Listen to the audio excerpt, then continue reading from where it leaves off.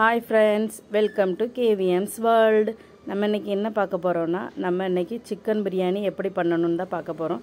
Chicken biryani பண்ணுறதுக்கு 1 kilo basmati அரிசி நான் எடுத்திருக்கேன். அதை நல்லா 4 நேரம் தண்ணியில் கழுவி எடுக்கணும். அதில் உள்ள மாவு எல்லாம் வெளியே போயிடணும். நல்லா பளிச்சுன்னு இப்படி தண்ணி தெரியணும்.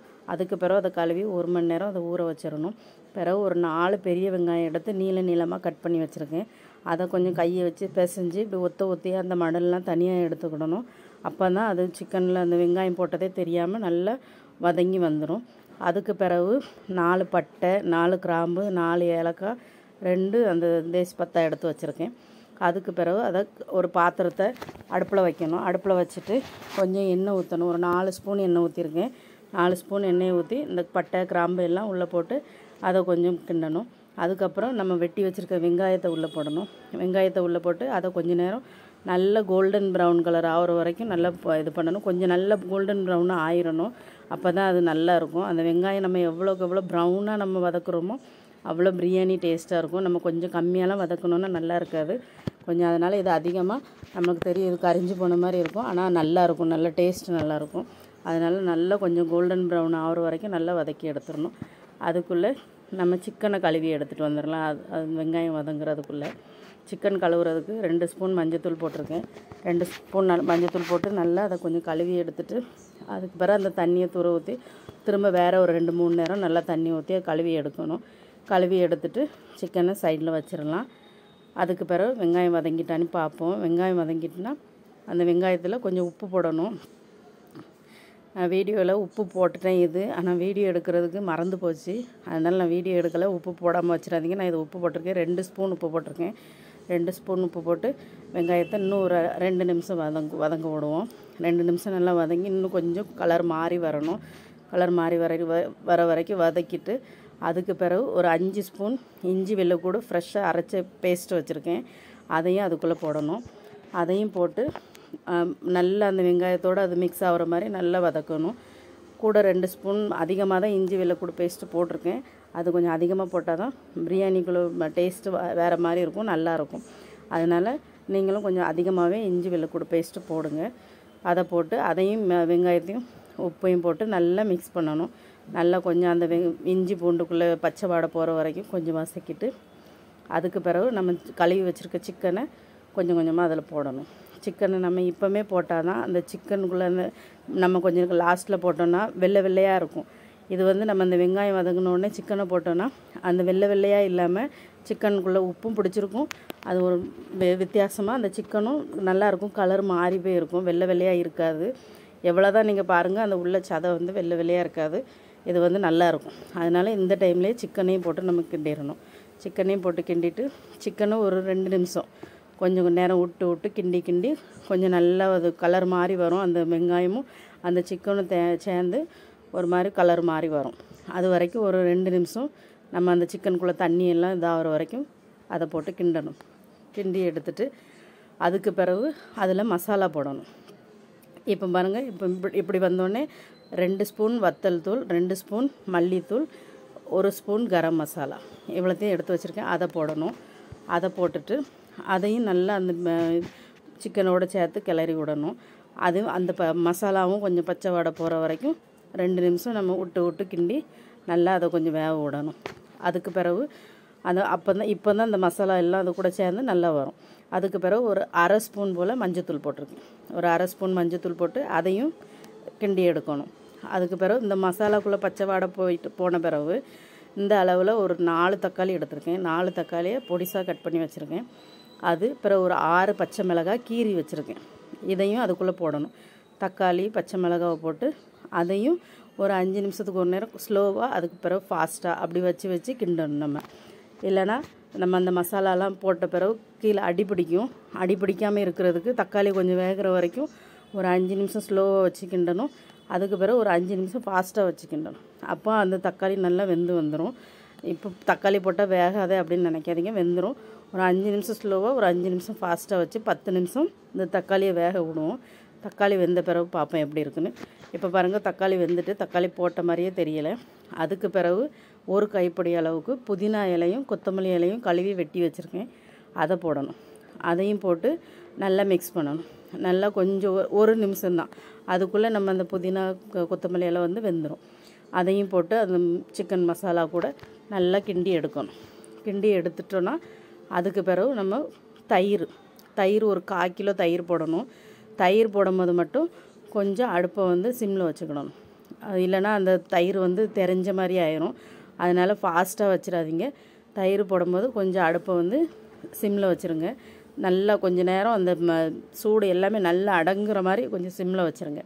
சிம்மில் வச்சுட்டு ஒரு 1/4 கிலோ தயிர் எடுத்துருக்கேன். 1/4 கிலோ தயிரை எடுத்து அதையும் உள்ளே போட்டுறணும். உள்ளே போட்டு அதுக்கப்புறம் நல்லா கிண்டணும். நம்ம இந்த தயிர் போட்ட உடனே கொஞ்சம் தண்ணியான மாதிரி இருக்கும். அந்த தண்ணியை மட்டும் தான் நம்ம கொஞ்சம் வற்ற வைக்கணும். தண்ணியை வற்ற வச்சிட்டோன்னா பிரியாணி மசாலா ரெடி ஆயிரும். அதை கொஞ்சம் நேரம் நல்லா மிக்ஸ் பண்ணிடணும். இப்போ பாருங்க, எனக்கு நல்லா மிக்ஸ் ஆகிட்டு, இப்படி நல்லா மிக்ஸ் ஆன உடனே கொஞ்சம் நேரம் வந்து இப்போ கொஞ்சம் தண்ணி அதிகமான மாதிரி தெரியும். இந்த தண்ணி வற்றுற வரைக்கும் கொஞ்சம் நல்லா வேக விட்டுட்டு, இப்போ தண்ணி வற்றிட்டு அதுக்கு பிறகு ஒரு அரை லெமன் ஜூஸை அதில் ஊற்றணும். அதையும் ஊற்றி ஒரு 2 நிமிஷம் அந்த லெமன் ஜூஸை அதில் மிக்ஸ் பண்ணி விட்டுட்டு வச்சிட்டோன்னா அந்த பிரியாணி மசாலா ரெடி. நம்ம அதுக்கு பிறகு அதை சைடில் மூடி வச்சுட்டு நம்ம ரைஸ் எப்படி பண்ணணும்னு அதை தான் பார்க்கணும். இப்போ ரெடி ஆகிட்டு இதை மூடி சைடில் வச்சுருவோம். அதுக்கு பிறகு நான் ரைஸ் எப்படி உங்களுக்கு பண்ணணும்னு ரைஸ்குள்ளே சொல்கிறேன். ரைஸ்க்கு நம்ம 1 கிலோ ரைஸ் எடுத்துருக்கோன்னா 5 லிட்டர் தண்ணி எடுக்கணும். கொஞ்சம் பெரிய பாத்திரத்தில் 5 லிட்டர் தண்ணி, 5-6 லிட்டர் கூட தண்ணி எடுக்கலாம். தண்ணி அதிகமாகவே எடுக்கணும். தண்ணி அதிகமாக எடுத்துகிட்டு ஒரு 2 ஸ்பூன் உப்பு போட்டிருக்கேன். 2 ஸ்பூன் உப்பு, ஒரு அரை லெமன் ஜூஸ், அதுக்கு பிறகு 1 ஸ்பூன் சீரகம், அதுக்கு பிறகு கொஞ்சம் நம்ம கொத்தமல்லி இலையும் புதினா இலையும் கொஞ்சம் எண்ணெயும் இவ்வளவும் ஊற்றிட்டு அதுக்கு பிறகு அந்த தண்ணியை வந்து சூடாக்க விட்டுறணும். தண்ணி சூடான பிறகு தண்ணி கொஞ்சம் கொதித்து இதாகலாம். அந்த டைமில் நம்ம கழுவி வச்சுருக்க அரிசியை அதுக்குள்ளே கொஞ்சம் கொஞ்சமாக நம்ம போடணும். கொஞ்சம் கொஞ்சமாக போட்டு அதை கொஞ்சம் கிண்டி விட்டுறணும். கிண்டி விட்டுட்டு அதுக்கு பிறகு அந்த அரிசியை கொஞ்சம் அந்த ஃபஸ்ட்டு டைம் நம்ம எப்போ கிண்டுறோமோ அவ்வளோதான். அதிகமாக 2வது கரண்டியை போட்டு கிண்டக்கூடாது. கிண்டணுன்னா அரிசியெல்லாம் உடஞ்சி போயிடும். அதுக்கு பிறகு அதை கிண்டி விட்டுட்டு அதை கொஞ்சம் நேரம் விட்டுறணும். கொஞ்சம் 90% தான் அரிசி வேகணும். அதுக்கு பிறகு 10% வந்து நம்ம இது பிரியாணிக்கு தம் போடுவோம். அந்த தம்மில் 10% வெந்துடும். அதனால் 90% மட்டும் அரிசியை வேக வச்சுட்டு அதுக்கு பிறகு அந்த அரிசியை வடித்து நம்ம தனியாக எடுத்துடணும். இந்த அரிசியை நான் போட்டுட்டு அரிசி வேகிறதுக்குள்ளே நான் உங்களுக்கு இது தயிர் பச்சடி எப்படி பண்ணணும்னு நான் அதை காட்டுறேன். இப்போ நான் அரிசியெல்லாம் போடுறேன். கொஞ்சம் கொஞ்சமாக அரிசியை போட்டுட்டு கொஞ்சம் கரண்டியை போட்டு உடனே கிண்டி வச்சிடணும். அதுக்கு பிறகு அதிகமாக கரண்டி போட்டு கிண்டக்கூடாது. ஃபஸ்ட்டு நான் ஒரு 2-3 நேரம் நல்லா அந்த உப்பு எல்லாம் மிக்ஸ் ஆகுறதுக்கு கரண்டி போட்டு உங்களுக்கு கிண்டி காட்டுறேன். அதுக்கு பிறகு நம்ம அதை அப்படியே விட்டுறணும். ஒரு 2 நிமிஷத்தில் வெந்துடும். இல்லைனா குழஞ்சிரும். பிரியாணி அரிசி குழஞ்சிட்டுனா கூழ் மாதிரி ஆயிரும், நல்லாவே இருக்காது. இப்போ தயிர் பச்சடி எப்படி பண்ணணும்னு பார்க்கலாம். 1/4 கிலோ தயிர் வச்சுருக்கேன். ஒரு அரை ஸ்பூன் போல் உப்பு போட்டிருக்கேன். 1 கப்பு நிறையா வெள்ளரிக்காய் வெட்டி வச்சுருக்கேன் பொடிசாக. அதுக்கு பிறகு 1 கப்பு நிறையா வெங்காயம் வெட்டி வச்சுருக்கேன். ஒரு 3 பச்சை மிளகாவும் பொடிசாக வெட்டி வச்சுருக்கேன். அதையெல்லாம் போட்டு நல்லா மிக்ஸ் பண்ணணும். தயிர், வெள்ளரிக்காய், வெங்காயம் எல்லாம் நல்லா மிக்ஸ் ஆகி வரணும். அதெல்லாம் நல்லா மிக்ஸ் ஆகிட்டுனா தயிர் பச்சடி ரெடி. இப்படி நல்லா மிக்ஸ் பண்ணி வச்சுக்கிடணும். இதை சைடில் வச்சுட்டு ரைஸ் வெந்துட்டான்னு பார்ப்போம். இப்போ ரைஸ் கொஞ்சம் ஓரளவுக்கு வந்துட்டு இந்த டைமில் நம்ம வடிச்சிடணும். இன்னும் கொஞ்சம் நேரம் விட்டோன்னா ஒன்றோட ஒன்று ஒட்டிடும். பிரியாணி வந்து நம்மளுக்கு அந்த தனித்தனியாக அரிசி தனித்தனியாகவே இருக்காது, ஒட்டி அது கூழ் மாதிரி ஆயிரும். அதனால் இந்த டைமில் நம்ம வடித்து எடுத்துருவோம். இப்போ வடித்து எடுத்தாச்சு. இதை கொஞ்சம் கொஞ்சமாக நம்ம பண்ணி வச்சுருக்க மசாலாவில் அதை நல்லா ஸ்ப்ரெட் பண்ணி விடணும். நல்லா எல்லா பக்கமும் கொஞ்சம் கொஞ்சமாக அப்படி ஸ்ப்ரெட் பண்ணி விட்டு நல்லா தனித்தனியாக மொத்தமாக அப்படி போடாமல் கொஞ்சம் கொஞ்சமாக அப்படி நம்ம விரித்து வச்ச மாதிரி அப்படி தனியாக அப்படி ஸ்ப்ரெட் பண்ணி விட்டுறணும். அப்படி வச்சுட்டு அதுக்கு பிறகு கொத்தமல்லி இலை, புதினா இலை வேணும்னா வெங்காயம் அதை கொஞ்சம் நல்லா எண்ணெயில் பொரித்து அதுவும் போடலாம். ஆனால் நான் அன்றைக்கி அது போடலை. நான் வெறும் கொத்தமல்லி இலையும் புதினா இலையும் தான் அதுக்கு மேலே தூவி விட்ருக்கேன். அதுக்கு பிறகு நம்ம ஃபுட் கலர் இருக்குல்ல, அதில் உள்ள ரெட் கலரும் கொஞ்சோண்டு தண்ணியில் கரைச்சி வச்சுருக்கேன். அதையும் கரைச்சி அதுக்கு மேலோடி இப்படி ஊற்றி விட்ரும். அப்போ அது அந்த ரைஸ் வேகும் போது அது கலர் வந்து ரெட் ரைஸ் அப்படி மாறி வரும். அதுக்கு பிறகு இப்போ நம்ம தம் போடணும். பழைய தேவையில்லாத தோசைக்கல்லை எடுத்து ஒன்று அடுப்பில் வச்சுட்டு அதை ஒரு 5 நிமிஷம் சூடு பண்ணணும். அதுக்கு பிறகு நம்ம வச்சுருக்க பிரியாணி டோப்பை தூக்கி அதுக்கு மேலே வச்சுட்டு டக்குன்னு போட்டு மூடிட்டு வெயிட்டுக்கு நான் ஒரு சொம்பில் தண்ணி நிறச்சி அதை வச்சுருக்கேன். அதான் வெயிட்டுக்கு வச்சுருக்கேன். அதுக்கு பிறகு அது ஒரு 10 நிமிஷம் ஃபாஸ்ட்டில் வைக்கணும், ஒரு 10 நிமிஷம் அதுக்கு பிறகு ஸ்லோவில் வைக்கணும். அதுக்கு பிறகு சிம்மில் 10 நிமிஷம் வச்சுட்டு 20 நிமிஷம் கழித்து அதை எடுத்து பார்த்தா பிரியாணி ரெடி ஆயிரும். இப்போ பாருங்கள், பிரியாணி ரெடி ஆகிட்டு நல்ல டேஸ்டியான எம்மியான பிரியாணி ரெடி. வாங்க சாப்பிடலாம்.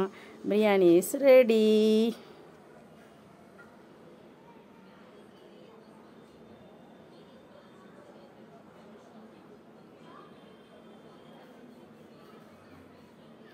பாருங்கள் எவ்வளோ அரிசிலாம் உதிரி உதிரியாக இருக்குது. இப்படி தான் இருக்கணும், அப்போ தான் நல்லா டேஸ்டியாக இருக்கும். இது வந்து ஹோட்டல் பிரியாணி மாதிரியே இருக்கும், நல்லாயிருக்கும். செஞ்சு பாருங்கள். இந்த வீடியோ பிடிச்சிருந்துச்சுன்னா லைக் பண்ணுங்கள், ஷேர் பண்ணுங்கள், கமெண்ட் பண்ணுங்கள். என்னோடய சேனலை சப்ஸ்கிரைப் பண்ணுங்கள். பாய்.